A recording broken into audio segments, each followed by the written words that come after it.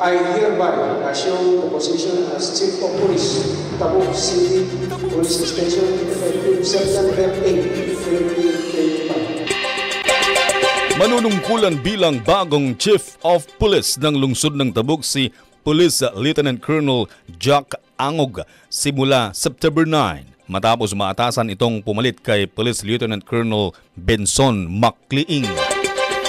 Pinangunahan ni Police Colonel James Mangili ng Kalinga Police Provincial Office ang turnover of command ceremony sa Tabuk City People's Gymnasium kasama ang mga opisyal ng pamahalang lungsod sa pangunguna ni Mayor Darwin Estraniero. Huling nanungkulan si Angog sa Cavite bago siya itinalagang bagong hebe ng Tabuk City.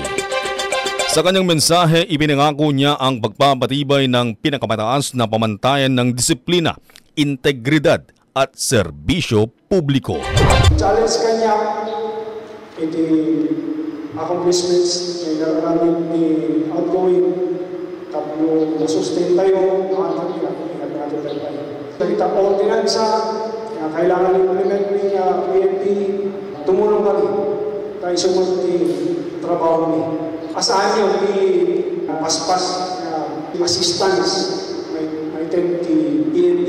Kahit ko lang example, Mijay Imos na 92 barangays. Ang police Mijay 143. Yung mamanage me, ay babami the crime. Ganun pa man, bilang police, kung nagkaroon, kailangan ang sakripisyo tayo. Dito ayan na yung 284 mga police. Una, mabalik ko siguro may magawa safest city. Dapat Tabuk City. Nagpahayag ng taus-pusong pasasalamat naman si outgoing Chief of Police Lieutenant Colonel Benson Macliing sa suporta ng kapulisan at ng pamahalang lungsod sa pagtaguyod ng kapayapaan at kaayusan sa lungsod. Ang pagpapalit ng mga pinuno ng kapulisan ay isang standard operating procedure ng kanilang hanay. I'm grateful to all of you for your trust and confidence which gave me motivation to serve with greater passion and dedication. I'm proud of you. Bidding farewell at this point is not easy. You stood by me when faces the daily challenge of keeping Tabuk City safe 24/7. Thank you for the wonderful journey, Mataguan Paps. May you always keep the spirit of excellence alive. I wish to thank you also, the city officials of Tabuk, especially the City Mayor, Honorable Darwin C. Estraniero, sir, to provide us with material support and equipment vital for police operations. Sa kanyang mensahe, pinasalamatan ni Mayor Darwin Estraniero si Police Lieutenant Colonel Macliing sa kanyang 7 buwan na panunungkulan bilang COP ng lungsod at kanya ring ipinahayag ang tiwala sa kakayahan ni Police Lieutenant Colonel Angog. Binigyang diin ni Estraniero ang kahalagahan ng papel ng kapulisan sa pagtaguyod ng kaligtasan at seguridad ng mamamayan.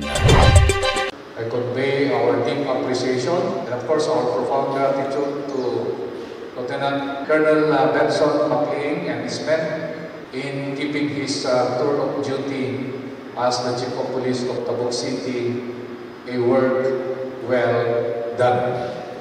And I also firmly believe that our incoming Chief of Police has already gained a clear perspective on the challenges that confront his role as the Chief of Police, but of course, all the needs, issues, and problems, especially in the coming months and seasons of big events. And with that, I would like to extend my absolute assurance of support to the PNP Tabuk City in all their endeavors in accordance to crime prevention, crime identification, and of course, the most of it is solution.